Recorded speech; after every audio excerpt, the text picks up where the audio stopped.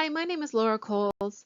I'm the Research Support Specialist at the Office of Applied Research and Innovation here at Fleming College, and today we're going to do a bit of an introduction to applied research.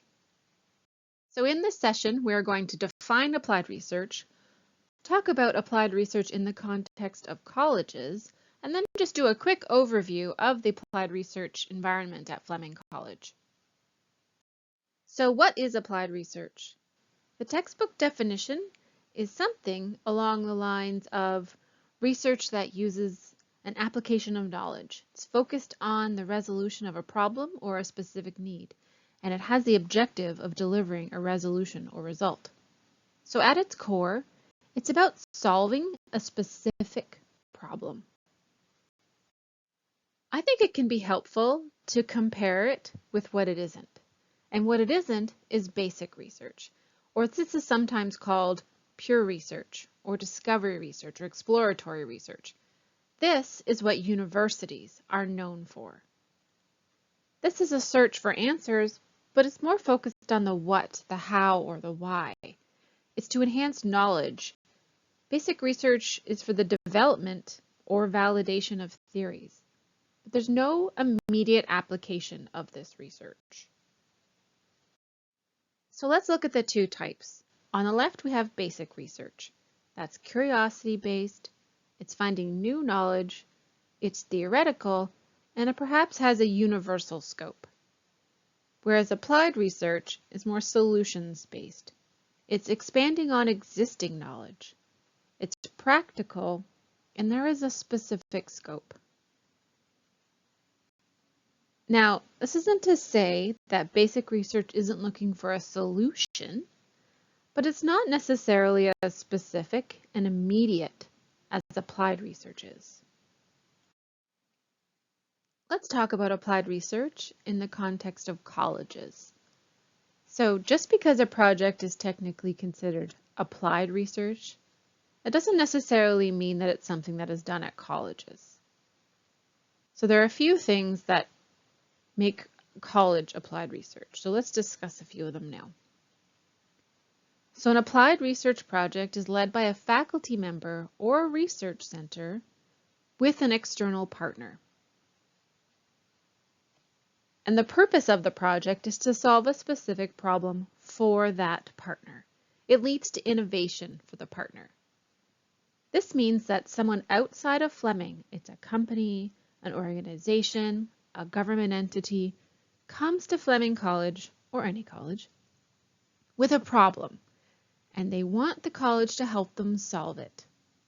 It's not someone at Fleming who has a question and tries to answer it. This research is focused on the needs of an external partner.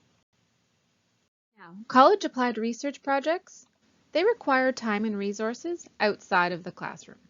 The vast majority of these projects are not occurring as part of coursework, and they're done outside of regular class time. Because these projects require time and resources outside of the classroom, someone must pay for that work to be done.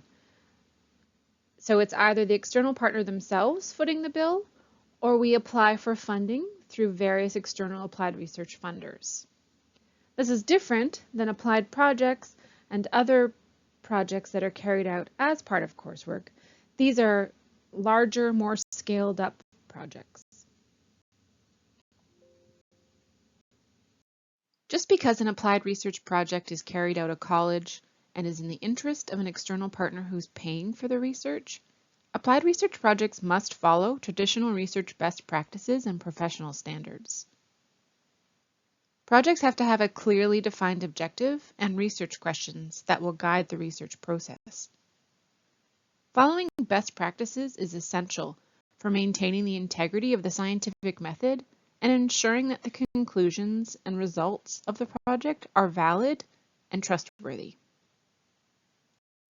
Once a project is completed, the college researchers must ensure that the results are transferred back to the external partner. And so this happens based on the partner's needs, and it can occur in many ways. So the research plan must include a knowledge transfer and dissemination plan.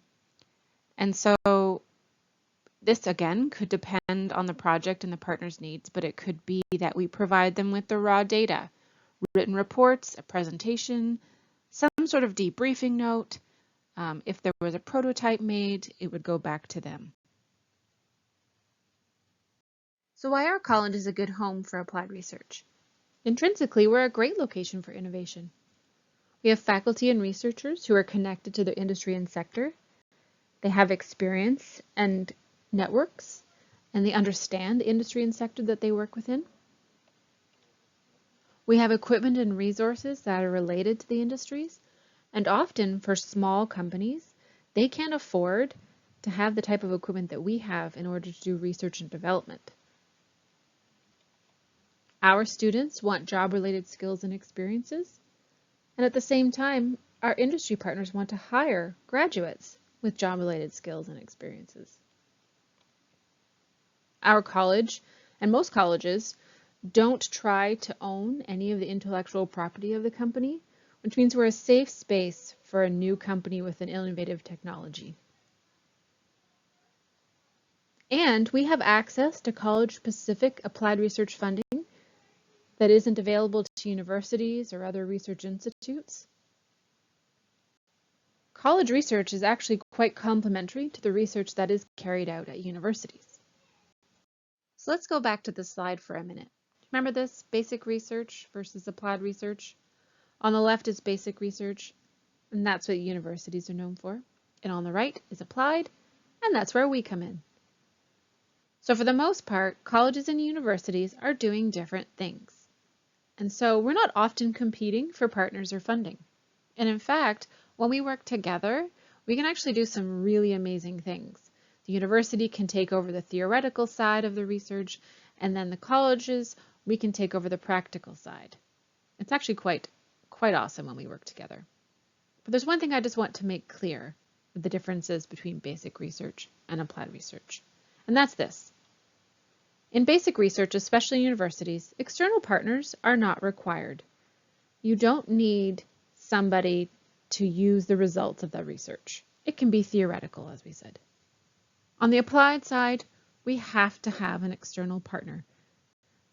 There's somebody involved who the research is for, who's driving the research, who's going to make use of the results. And in a college applied research, we have to have an external partner.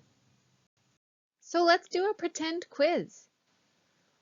I've pulled titles from recently funded projects from one of the largest Canadian research funders, and I just used the keyword climate. And I chose 2 university-led projects and 2 college-led projects.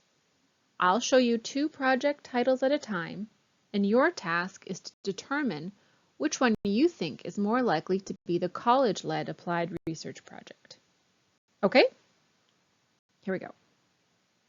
Okay, so here's question number 1. Project number 1, capacity of conifer populations for climate adaptation. Project number 2, testing LED as supplemental lighting in nurseries for production of conifer seedlings. Which one do you think is the college-led applied research project? Did you choose this one?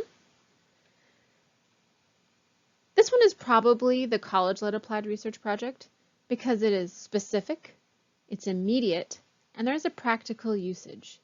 You can imagine that there's a company behind this project, and as soon as the project's over, they're going to know whether or not they're going to be using these LED as a supplemental lighting for this usage.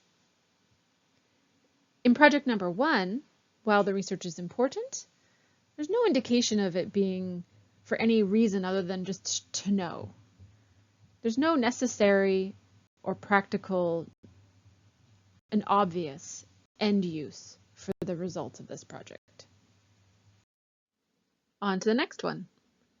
Project title number 1, assessing impacts of climate change, extreme weather events, and management regimes on biogeochemical and hydrological cycles in Canadian forest ecosystems. And project number 2, optimization of the Enora wind turbine in cold climate. So which one is most likely the college-led applied research project? It's the second one again. Again, this one is specific, and it seems like it has a practical usage. We can imagine that there's a company behind this, or a municipality or someone behind this project that wants to make the Enora wind turbine better in a cold climate.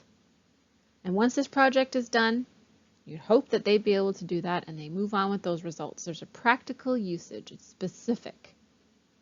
Just like the last time, the first one is important, and that's probably very important research. But there's no clue in the project title anyway that is going to lead to something other than just knowing. It's not going to lead to something tangible or practical in the real world.